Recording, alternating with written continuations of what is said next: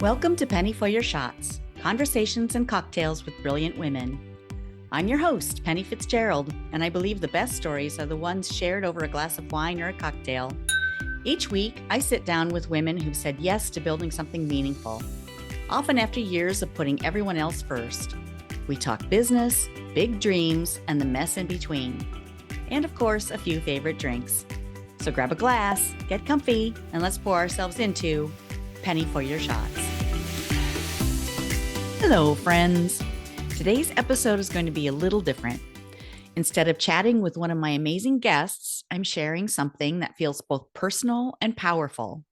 The story of how I got here. My coach recently challenged me to think about my movement, the deeper why behind what I do and who I serve. And when I started tracing it back, I realized how many pivotal moments shaped not just my business, but the way I see women, service, and joy. This isn't a highlight reel or a me story. It's a reminder that the things that we go through, the detours, even the heartbreaks, they all have purpose. They shape who we become and how we show up for others. So grab your favorite drink and settle in. Let's take a walk through the moments that led me here, to this movement and of women serving with joy, courage, and heart. Growing up, I wasn't particularly confident, but I loved pretending to be. I found joy in make believe and in performing, especially when it made others smile or laugh. Humor became my bridge to connection, even when I felt unsure of myself. It's what helped me feel seen and helped others feel good too. I grew up the youngest by a long shot. My brothers were already in their 20s by the time I came along. Both left for the Air Force when I was just 2, one to California and the other to Okinawa. So while technically I was the baby sister, it was really just dad, mom, and me at home on the farm in Iowa. Mom and dad were much older and pretty busy doing their own thing. Both were entrepreneurs. Dad, a grain hauler, and mom had a little jewelry shop on the farm where she crafted pins and rings or repaired other people's jewelry and attended craft fairs on weekends. She was also the one who kept the house going while dad tended to the outbuildings and to the animals. So I learned pretty early on how to entertain myself. I played with those animals, made up elaborate stories, sometimes recording them on a cassette tape player. There's a precursor to today, huh? And I spent a lot of time watching TV, probably too much, especially watching shows with strong, funny women. Carol Burnett was my queen. I adored Mary Tyler Moore and Maude, too. They were smart, confident, and hilarious. And I remember thinking, I want to be like them when I grow up. Looking back, I think that's where my love of humor and connection really began. I saw how laughter could change the energy in a room, even if that room was just our living room and a black and white TV. Those strong female entertainers didn't just make me laugh, they showed me what it looked like to be confident, expressive, and unapologetically yourself.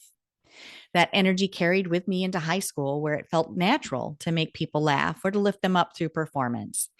It was so much fun being the comic female lead in productions or leading the marching band as drum major. Anyone still have their band feet? I do. So while some people learn to hold their own living in a full, boisterous household, I learned to hold my own through humor, through storytelling, through listening and creating connection out of quiet, through performing and leading. And that's been a thread throughout my life, making people feel seen and building bridges through laughter, warmth, and empathy. But like so many women, I did what I thought I was supposed to do. I went to school, I worked hard. I believed that if I checked all the boxes, education, marriage, a stable job, I'd find fulfillment. Spoiler alert, it didn't quite work out that way. College was both exciting and humbling, a wake up call in a completely different way. High school had felt comfortable and so fun for me, so I assumed college would too. What caught me off guard was not only the depth of the work, but the breadth of it, the global perspectives, the conversations that reached far beyond the farm fields of Iowa. Growing up in a small, traditional, mostly white Christian community, my world had been familiar and comfortable. College opened my eyes to history that wasn't just facts and dates, to cultures and struggles I had never even considered. It challenged me to think bigger, to question assumptions, and to recognize that the world was so much broader than the one that I'd known. After college came the grown up world, and with it, the pressure to be practical. My first real job was in training and management in a retail setting where I quickly realized that men and women were not treated equally. My male classmates were encouraged into leadership roles, while women were steered toward administrative support. I learned fairly quickly and took pride in contributing as part of a great team. I was organized, dependable, and I made other people look good, but I wasn't building something that was mine. I felt small and pretty insignificant. I guess that's pretty normal in a big company. And for years, I put one foot in front of the other, pouring my energy into helping others succeed. Bosses, colleagues, the companies I represented as a client liaison in a support role. I was part of a dependable, solutions oriented team that kept things moving and connected all of the moving parts and departments. And yet there was always this quiet voice in the background saying, "You were meant for more." I didn't know what that meant and didn't always listen to it.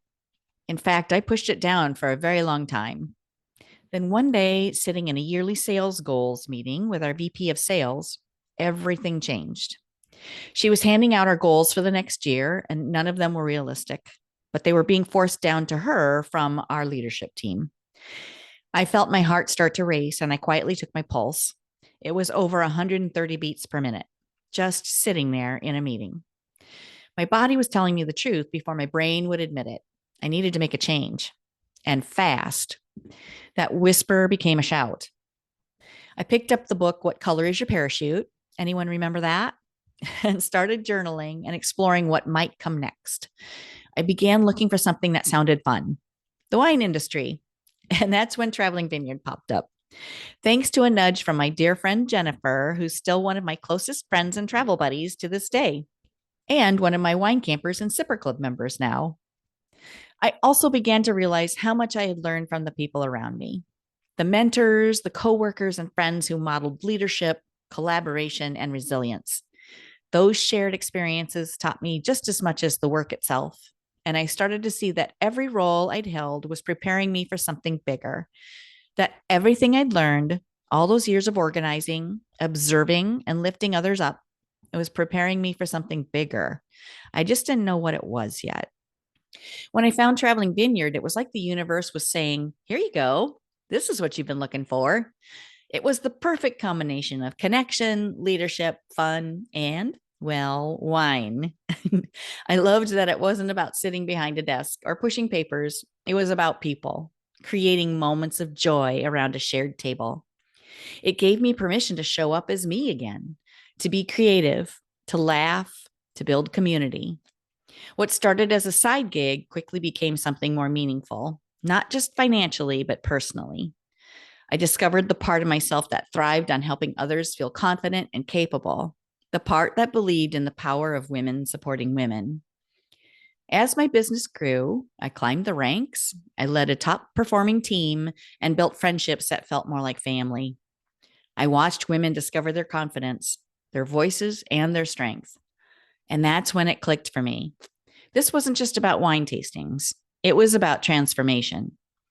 I could see women light up when they realized they were good at this, that they could lead, they could teach, they could inspire.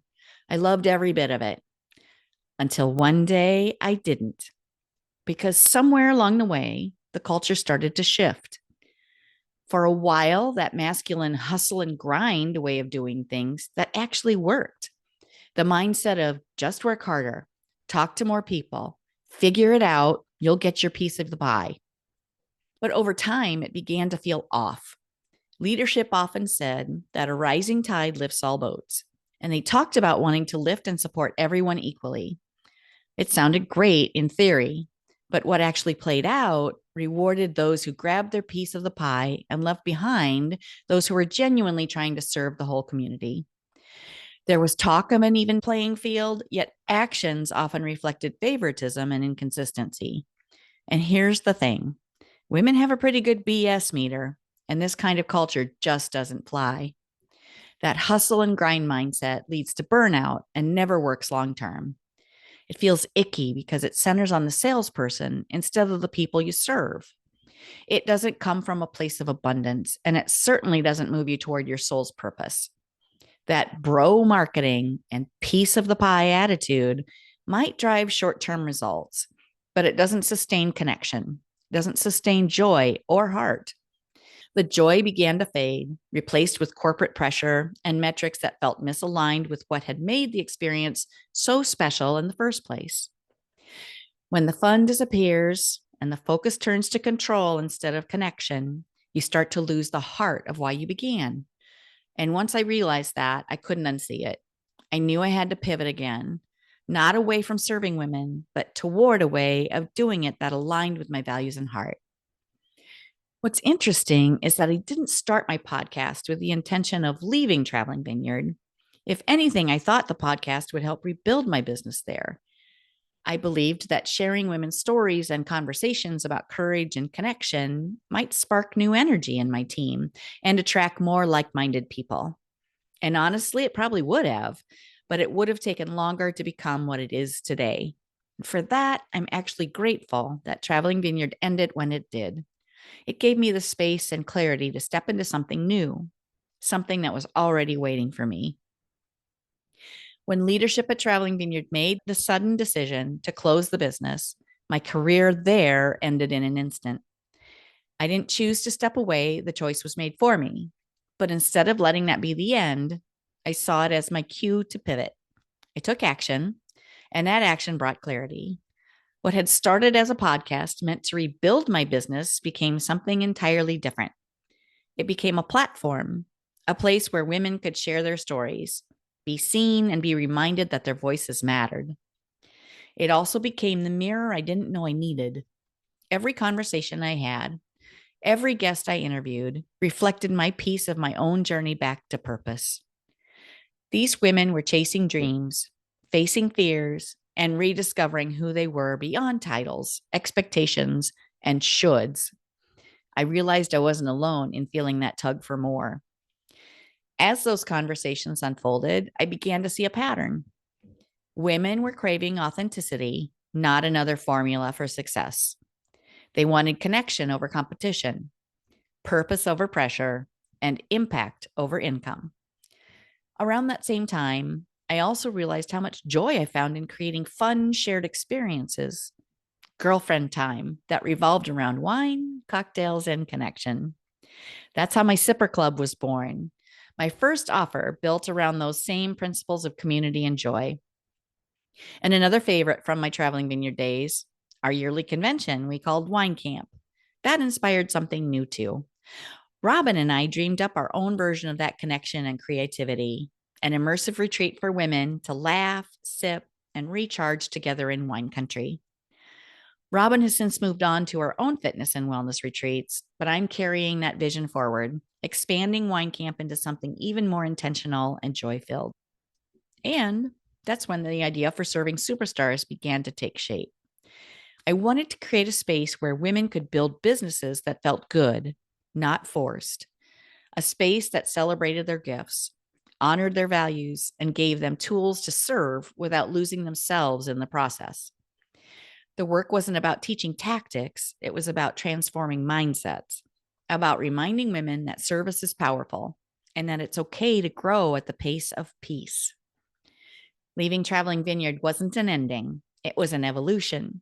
It was the moment I stopped chasing other people's definitions of success and started helping women design their own. I also realized that when we infuse fun and joy into what we do, everything flows more easily. The energy we create attracts more of what we love. Serving people brings joy, and that joy fuels momentum. It's not just a business strategy, it's a mindset and a culture that keeps us aligned with our purpose. For me, that joy often looks like girlfriend time, laughter, and connection, the kind that fills your cup and reminds you why you do what you do. And that's when my mission became clear. I'm here to lift women up, help them find their voices, and show them when they lead from service and joy, abundance follows.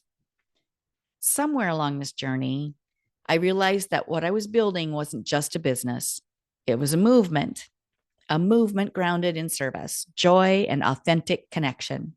Because women are hungry for spaces where they can show up as their whole selves, where they don't have to hustle harder or shout louder to be seen. Through the podcast, the Sipper Club, wine camp, and serving superstars, I've watched what happens when women gather and lift each other up. They rediscover their confidence, their creativity, and their spark. They begin to dream again, not in a lofty, abstract way, but in a grounded, actionable way. They start to take those small steps that lead to big shifts. And when one woman does that, it gives permission for others to do the same. That's the heartbeat of everything I do now: building community, creating joyful experiences, and helping women serve from a place of abundance rather than scarcity. Because when we lead with joy and generosity, we change everything, not just for ourselves, but for everyone we touch. I believe this is how we rewrite what success looks like for women in business, by focusing less on competition and more on collaboration, less on achievement and more on alignment, less on being everything for everyone and more on being true to ourselves. So, as I look ahead to the next round of Serving Superstars, launching in February of 2026, that's the invitation to every woman who's ready to stop selling and start serving, to find joy again in her work, to use her gifts with confidence, and to know that she's part of something bigger, a movement of women choosing service over sales, purpose over pressure, and joy over judgment. That's what we're doing here, and I couldn't be more grateful to be doing it together. If today's conversation resonated with you and you're ready to explore what's next, whether that's finding more joy in your business, clarifying your purpose, or discovering how we can work together, I'd love to connect with you. Schedule a free discovery call at pennyforyourshots.com/call. And if you're not already hanging out with me on Instagram, come join the fun at Penny for Your Shots. That's at Penny with the number 4, Your Shots. It's where I share stories, inspiration, and a few behind the scenes sips of what's coming next. And before we wrap up today, I want to raise a virtual glass to you, or a real one. Cheers to your courage, for listening to that nudge, for showing up for yourself, and for serving in ways that make a difference. Cheers to the joy we create, the community we build, and the ripple effect that follows when women choose to lift one another up. Cheers to your success, and cheers to us. That's a wrap on this episode of Penny for Your Shots. If you loved today's conversation, don't let the inspiration stop here. Get my weekly insider updates straight to your inbox. It's where I spill behind-the-scenes goodies, exclusive tips, and all the fun stuff I don't always share on the podcast. Sign up now at pennyforyourshots.com/insider. I'll see you in your inbox next Thirsty Thursday. Cheers!